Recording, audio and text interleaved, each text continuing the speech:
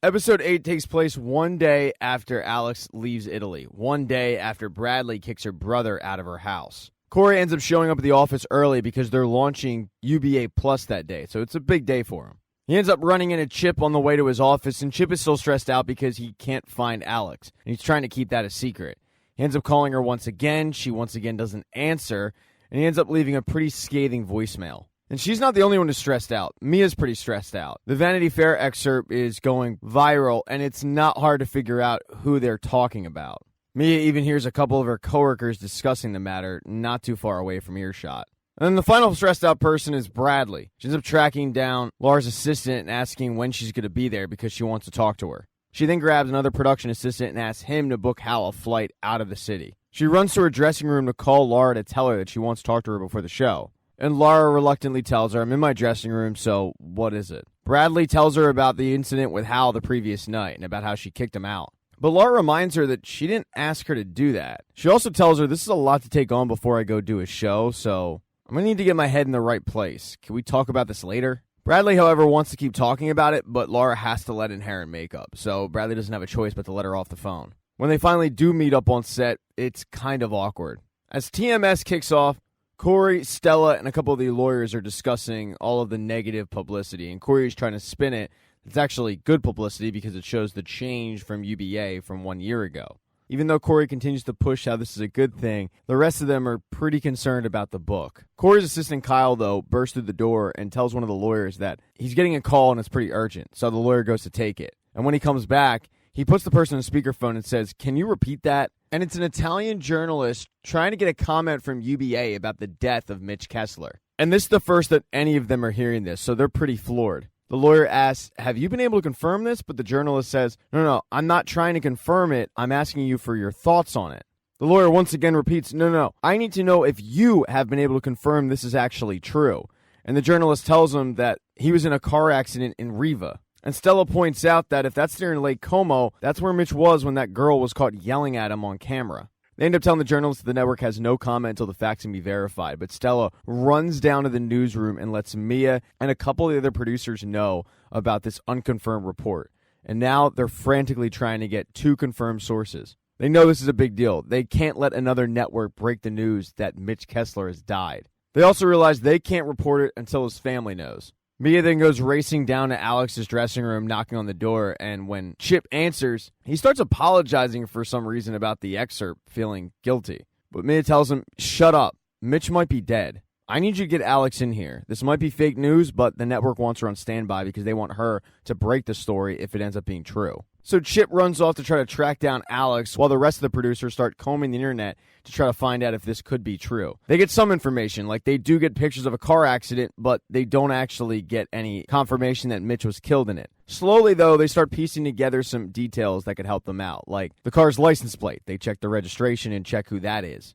As the group is slowly trying to track down confirmation as well as Alex, upstairs, Stella questions Corey about how wise of a decision it is to have Alex break this news. And while Corey gets the bad optics of it, possibly, he also thinks it's extremely compelling. Stella then gets a phone call on her personal cell, and it's from the head of YDA. He lets them know that they're standing down. This is their story to break. But he does give them some information they've gotten, and that's the hospital where they reportedly took Mitch to. Stella ends up calling Mia down in the newsroom to tell her about this information, and that's yet more information they can use to possibly get the 2 confirmed sources. Chip isn't able to figure out that Alex was in Italy, and it sends Chip into a bit of a panic. He's worried that she might have been in the car with Mitch. So he calls down to the newsroom to figure out if they've been able to confirm. But Joel, the producer, tells him that he's currently on the phone with the hospital they reportedly took Mitch to. And Chip screams at him to give him that hospital's information so that Chip can call as well. Chip ends up calling and getting a hold of the hospital right after Joel. And Chip starts asking if there's confirmation on Mitch Kessler. But because of the fact that Italy is at war with the coronavirus, the nurse doesn't really have a lot of time. So she's trying to rush him off the phone.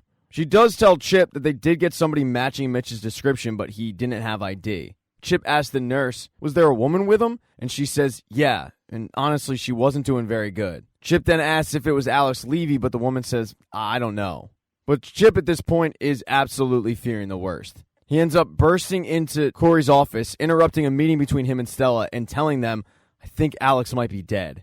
He comes clean with the fact that he actually hasn't been talking to Alex this entire time. He just found out where she was. Stella asks him, have you talked to her family? But he says, no, I can't tell her family. Nobody knows that she's even there. I don't want to scare the crap out of them. And Corey questions, wait, how does nobody know that she's there? And that's when Chip comes clean that Alex's assistant told him. So Corey demands that they get Alex's assistant in the building right away. And as they await Alex's assistant's arrival, downstairs, Mia has to tell the crew of what's going on. She can't let the morning show continue to go on with everybody in the dark. So she tells them about the unconfirmed rumor that Mitch Kessler is dead, but also asks that they don't tell anybody because his family doesn't even know yet. She then goes back in the newsroom to try to confirm their rumors. And she ends up getting a phone call back from the person whose car was involved in the crash. He confirms with Mia that that was indeed his car. He also confirms that Mitch was staying at his Italian place. And as far as he knows, the rumors, unfortunately, are true. And that's good enough for Mia. So she has one source, but now she needs two. While the producers go off and try to get that second confirmed source, she starts typing up exactly what the anchor, whoever it is going to say if they're able to confirm the story. A little while later, Alex's assistant does arrive at the UBA office. She meets with Stella, and Stella guilt trips her into telling them about the flight back home. It lands in 30 minutes, so Chip takes off, trying to meet her at the airport. But as if there weren't enough chaotic things going on that day, Bradley has an issue, because Hal has shown up at the UBA offices, and he is totally under the influence of something. Security tried to apprehend him, but he kept saying he was Bradley Jackson's brother, so they alerted her to the issue, and during a break, she went up and met with him. He stumbles in asking, why is everybody walking around here like it's a morgue? And she says, it's because there's a rumor that Mitch Kessler died, so can you keep your voice down? But he doesn't. He continues to make a scene. And when Laura Peterson comes in the room and checks on Bradley to see if she's coming back, it causes Hal to make an even bigger scene. At this point, a crowd's kind of emerged, and Hal starts smashing glasses. Laura screams for security to come in and grab him, and it's totally embarrassing for Bradley. She goes and hides in her dressing room. Laura ends up going after her and giving her a hug and telling her, you got to go back out there, but Bradley feels like she can't. And Laura reminds her, no, you can. It'll be okay. I mean, people judging you's a bitch, but it won't kill you. And Bradley starts beating herself up over the way that she treated Hal. Laura reminds her, you're not a horrible person, but you do need to take a cold, hard look at your life. She asks Bradley, have you ever had therapy? But Bradley says, no. I'm afraid they'll tell me I'm crazy. Laura tells her, you're not crazy. You just grew up in a crazy environment. At this point, Bradley's crying and tells Laura, my family just screwed me up so much, and I love them so much, but I can't fix them. So Laura tells her, maybe it's time you stepped away from them. Bradley starts defending Hal, saying that it's not his fault, and Laura tells her, I know it's not his fault, but at some point, it doesn't matter why he's the way he is. It matters that he's bringing chaos to your life. At some point, Bradley, you got to think about you. To make Bradley feel a little bit better about the situation, Laura tells her, I've had to walk away from people in my family. It's not easy. But in the end, it's just harder to deal with them. Bradley, though, can't imagine leaving Hal. And Laura says, okay, well, if he's willing to change, then put him in rehab. But honestly, I think it's a situation where you have to walk away. They then get back on set and try to finish the morning show. At this point, Chip has made his way to the airport, just in enough time for Alex to step off the plane, and she's actually crying. But she's not crying because of the Mitch news. She has no idea about that. She's happy because Chip was there to greet her. Chip then has to break the news to her. And at first, she's in complete denial because she was just with him. But he gives her all the details and also lets her know that UBA wants her to report it if they're able to confirm it. Alex then realizes she has somebody that might be able to confirm it. She gets Chip's phone and ends up calling Paula. And Paula tells Alex, he cared about you so much, but the reports are true. He's dead. And Alex starts breaking down in complete disbelief.